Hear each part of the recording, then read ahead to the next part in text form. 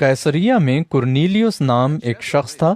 वो उस पलटन का सूबेदार था जो अतालियानी कहलाती है। वो दीनदार था और अपने सारे घराने समेत खुदा से डरता था और यहूदियों को बहुत खैरात देता और हर वक्त खुदा से दुआ करता था। उसने तीसरे पहर के करीब रोया में साफ साफ देखा कि खुदा का फरिश्ता मेरे पास आकर कहता है, कुर्नेलियुस। उसने उसको गौर से देखा और डर कर कहा, खुदावंद क्या है? उसने उससे कहा, तेरी दुआएं और तेरी खैरात यादगारी के लिए खुदा के हुजूर पहुंची। अब याफा में आदमी भेजकर शमाऊन को, जो पतरस कहलाता है, बुलवा ले। वो शमाऊन दबाग के यहाँ मेहमान है, जिसका घर समुंदर के किनारे है। और जब वो फरिश्ता चला गया जिसने उससे बातें की थीं, तो उसने 2 नौकरों को और उनमें से जो उसके पास हाजिर रहा करते थे एक दीनदार सिपाही को बुलाया और सब बातें उनसे बयान करके उन्हें याफा में भेजा। दूसरे दिन जब वो राह में थे और शहर के नजदीक पहुंचे तो पतरस दोपहर के करीब कोठे पर दुआ करने को चढ़ा और उसे भूख लगी और कुछ खाना चाहता था, लेकिन जब लोग तैयार कर रहे थे तो उस पर बेखुदी छा गई और उसने देखा कि आसमान खुल गया और एक चीज बड़ी चादर की मानिंद चारों कोनों से लटकती हुई जमीन की तरफ उतर रही है, जिसमें जमीन के सब किस्म के चौपाए और कीड़े मकोड़े और हवा के परिंदे हैं। और उसे एक आवाज आई कि, ए पतरस, उठ, ज़बह कर और खा। मगर पतरस ने कहा, ए खुदावंद, हरगिज नहीं, क्योंकि मैंने कभी कोई हराम या नापाक चीज नहीं खाई। फिर दूसरी बार उसे आवाज आई कि, जिनको खुदा ने पाक ठहराया है तू उन्हें हराम न कह। 3 बार ऐसा ही हुआ और फिलफौर वो चीज आसमान पर उठा ली गई। जब पतरस अपने दिल में हैरान हो रहा था कि ये रोया जो मैंने देखी क्या है, तो देखो वो आदमी जिन्हें कुर्नेलियुस ने भेजा था शिमोन का घर दरियाफ्त करके दरवाजे पर आ खड़े हुए और पुकार कर पूछने लगे कि शिमोन जो पतरस कहलाता है यही मेहमान है। जब पतरस उस रोया को सोच रहा था तो रूह ने उससे कहा कि, देख, 3 आदमी तुझे पूछ रहे हैं, बस उठकर नीचे जा और बेखटके उनके साथ हो ले, क्योंकि मैंने ही उनको भेजा है। पतरस ने उतरकर उन आदमियों से कहा, देखो, जिसको तुम पूछते हो वो मैं ही हूँ। तुम किस सबब से आए हो?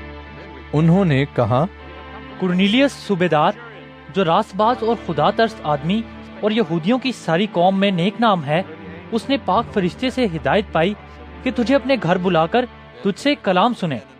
बस उसने उन्हें अंदर बुलाकर उनकी मेहमानी की और दूसरे दिन वो उठकर उनके साथ रवाना हुआ और याफा में से बाज भाई उसके साथ हो लिए। वो दूसरे रोज कैसरिया में दाखिल हुए और कुर्नेलियुस अपने रिश्तेदारों और दिली दोस्तों को जमा करके उनकी राह देख रहा था। जब पतरस अंदर आने लगा तो ऐसा हुआ कि कुर्नेलियुस ने उसका इस्तकबाल किया और उसके कदमों में गिरकर सजदा किया, लेकिन पतरस ने उसे उठाकर कहा कि, खड़ा हो, मैं भी तो इंसान हूँ। और उससे बातें करता हुआ अंदर गया और बहुत से लोगों को इकट्ठा पाकर उनसे कहा, तुम तो जानते हो कि यहूदी को गैर कौम वाले से सोबत रखना या उसके यहाँ जाना नाजायज है, मगर खुदा ने मुझ पर जाहिर किया कि मैं किसी आदमी को निजिस या नापाक ना कहूँ। इसीलिए जब मैं बुलाया गया तो बेउज्र चला आया। बस अब मैं पूछता हूँ कि मुझे किस बात के लिए बुलाया है?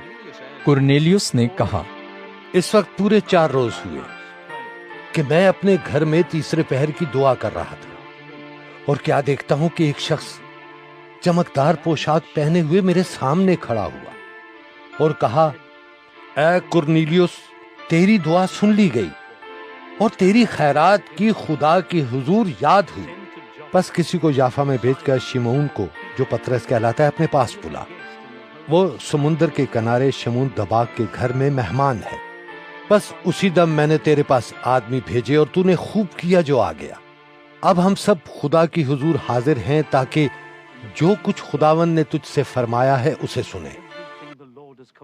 पतरस ने जुबान खोलकर कहा, अब मुझे पूरा यकीन हो गया कि खुदा किसी का तरफदार नहीं, बल्कि हर कौम में जो उससे डरता और रास्तबाजी करता है वो उसको पसंद आता है।